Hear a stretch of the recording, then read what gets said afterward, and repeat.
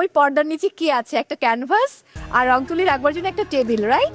দেখি কার অনুমান সঠিক হয়। হ্যাঁ রাশিতা বলুন।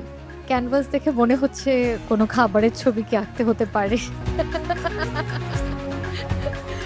আমার কাছে যেটা মনে হচ্ছে হয়তো কোনো ফুডের ছবি আঁকা থাকবে, সেটা দেখে সেম টু সেম আমাদের কিছু করতে হবে। আমি স্পেসিফিক বলতে পারছি না, তবে এতটুকু মনে হচ্ছে যে নববর্ষ থিমে কোনো একটা রান্না বান্না হবে হয়। বিজ্ঞ বিচারক, এবার কি সময় হলো আমাদের আজকের চ্যালেঞ্জটা রিভিল করার?